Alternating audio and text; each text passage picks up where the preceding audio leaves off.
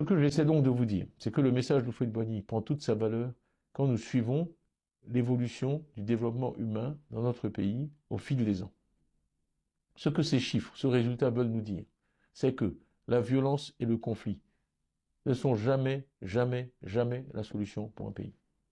Quand un pays sombre dans la violence, les premières victimes de cette violence sont les plus faibles, les plus démunis et les plus pauvres. C'est cette triste réalité que l'IDH capture.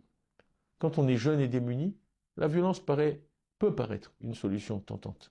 L'arme qui va vous permettre d'acquérir rapidement et sans grand effort tous ces biens que vous aimeriez posséder, cette voiture, cette villa, cet ordinateur. Je vous le dis, ce n'est pas vrai. Tout ce que la violence apporte avec sa cohorte de destruction, c'est une régression sur tous les plans. Les dégâts que provoque la violence dans un pays, il faut des dizaines d'années pour les réparer.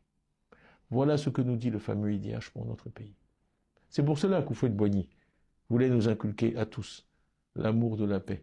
C'est pour cela que je ne vous parle que d'apaisement, de tolérance, de paix dans chacune de mes interventions.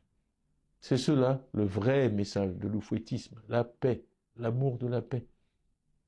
Voilà ce dont je tenais à vous parler aujourd'hui. Celui qui ne connaît pas l'histoire est condamné à la revivre, a dit Winston Churchill. Alors que nous nous rapprochons de 2025, je crains que des leaders sans scrupules essaient de nouveau de nous entraîner dans la voie du conflit et de la violence et de la division. Si je me suis porté candidat à la présidence du parti d'Houphouët-Boigny, dont les militants m'ont fait l'immense honneur de m'élire, si je m'adresse à vous aujourd'hui, c'est pour barrer le chemin à ceux qui n'auraient rien appris du passé récent de notre pays. Celui qui ne connaît pas l'histoire est condamné à la revivre, a dit Winston Churchill. Alors que nous nous rapprochons de 2025, je crains que des leaders sans scrupules essaient de nouveau de nous entraîner dans la voie du conflit et de la violence et de la division. Si je me suis porté candidat à la présidence du parti d'Houphouët-Boigny, dont les militants m'ont fait l'immense honneur de m'élire, si je m'adresse à vous aujourd'hui, c'est pour barrer le chemin à ceux qui n'auraient rien appris du passé récent de notre pays.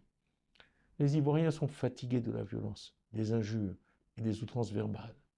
Ils veulent vivre dans une Côte d'Ivoire apaisée et réconciliée.